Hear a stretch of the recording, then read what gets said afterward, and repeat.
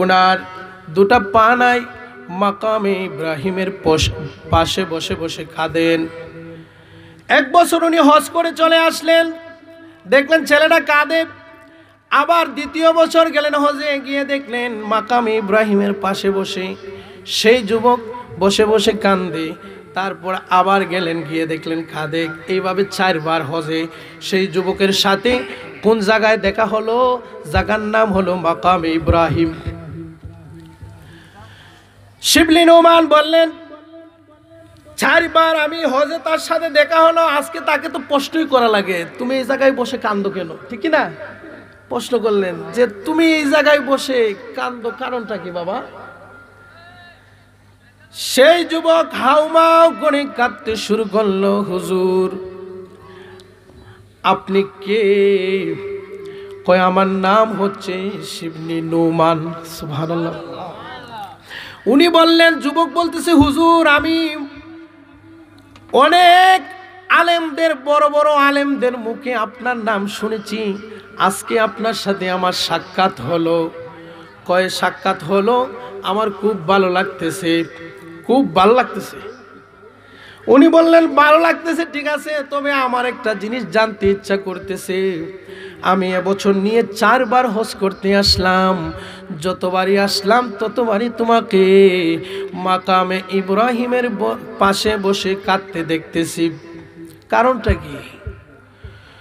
হুজুর আপনি শুনতে চান? তাহলে বলি।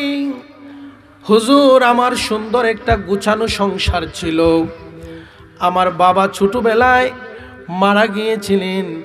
মারা যাওয়ার পর আমার মা অনেক পরিশ্রম করে আমাকে মানুষ করেছেন।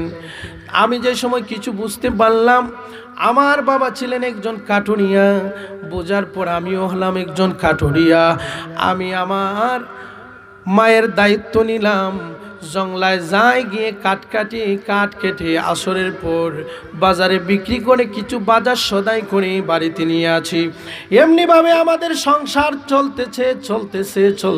চলতেছে। মারহাবা বলেন না? ভালো না? সংসার চলছে, মারহাবা, ভালো। হঠাৎ করে আমার মা আমাকে বললেন, বাবা তোমাকে আমি শাদী করাবো।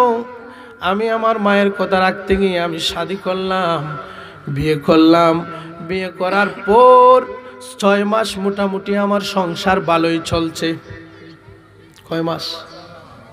6 মাস ভালোই চলছে। 6 মাস পর আমার মা আর আমার বউয়ের ঝগড়া সবসময় লেগেই থাকে। এরকম আছে না? আপনাদের সুন্দরপুরে মনে হয় নাই? হ্যাঁ, আপনাদের সুন্দরপুরে নাই। দোয়া করি আল্লাহ যত এরকম না করে। সবাই বলেন আমিন। আপনারা চান নাকি এরকম হোক? আমরা চাই যে এরকম হয় না, যেন সারা বাংলাদেশে যত হয় না এরকম। শাশুড়ি বৌমার ঝগড়া আছে না সমাজে? শিবলি নোমান বললেন, তারপরে কি হলো বলো? 6 মাস পর আমার মা আর আমার বউয়ের ঝগড়া লেগেই থাকে। হঠাৎ করে একদিন আমি ফজরের নামাজের পর আমি জংলায় যাব কাঠ কাটার জন্য। কুরআন হাতে নিলাম, আমার বউকে ডাক দিলাম। আমি 5 মিনিট বলতে শেষ নিয়ে সালামটা দিয়ে দেখে একটু দরুদ পড়েন। আল্লাহুম্মা সাল্লি আলা মাওলানা মুহাম্মদ ওয়া আলা আলি সাইয়্যিদিনা।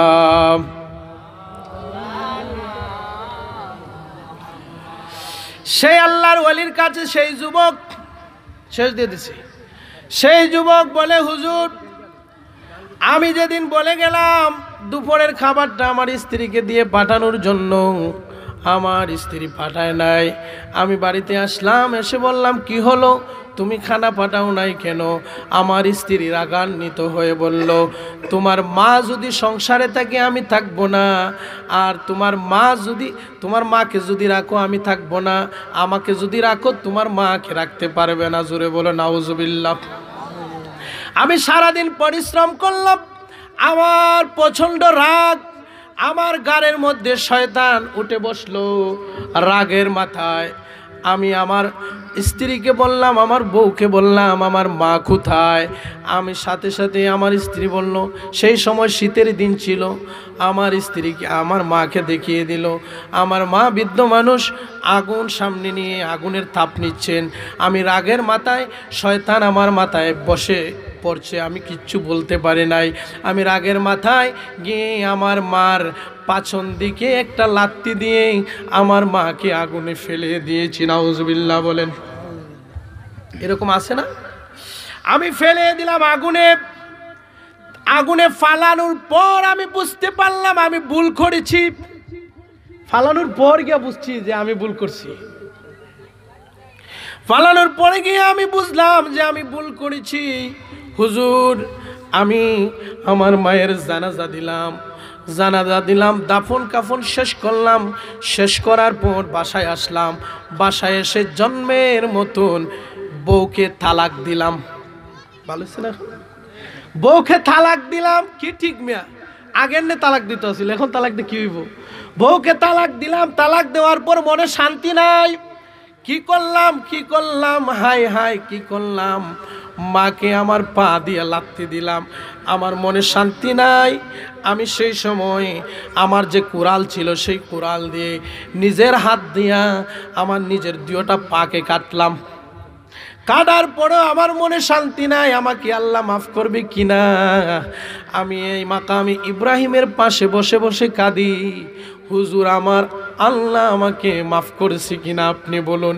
শিবলি নোমান বললেন, যুবক, এখানে কাঁদলে হবে না,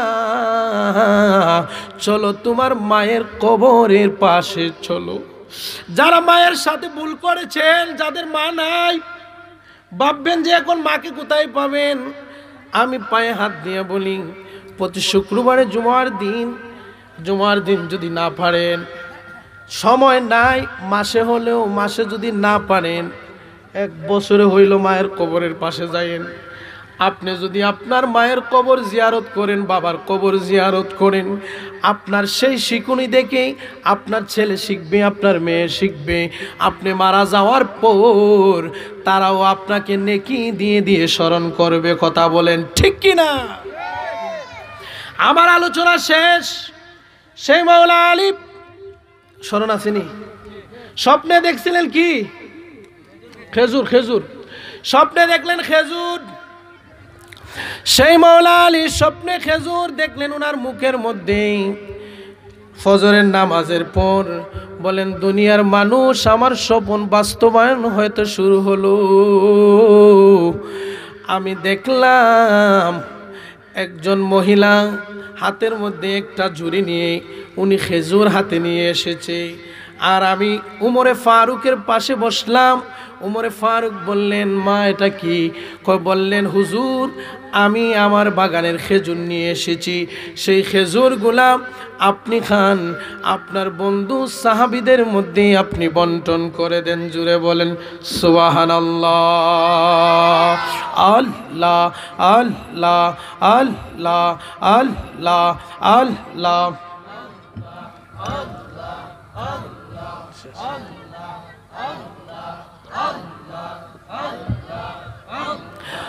আল্লাহ হাত বান্দিবি, পাও বান্দিবি, মন বান্দিবি কে মনে? আমরার মনে আছে দয়াল নবীজি। মাশাআল্লাহ আল্লাহ আল্লাহ আল্লাহ। মায়া হৃদন হারাইলাম ঘুমের গোরে স্বপ্নে, আর নে দেখা হবে লসই জীবনে। মাশাআল্লাহ আল্লাহ আল্লাহ আল্লাহ আল্লাহ। তোমরা আমায় কি বুঝাইবা? আমার অন্তর পুইরা কয়লা আমি জানি গো, মুর্শিদ নামে আসে কত জালা মশলা আল্লাহ আল্লাহ আল্লাহ আল্লাহ আল্লাহ প্রেম সেলে মারিলি কলি জাহায় পানের জালালি সাংহায় প্রেম সেলে মারিলি কলি জাহায় মশলা আল্লাহ লা ইলাহা ইল্লাল্লাহু মুহাম্মাদুর রাসূলুল্লাহ সাল্লাল্লাহু তাআলা আলাইহি ওয়াসাল্লাম।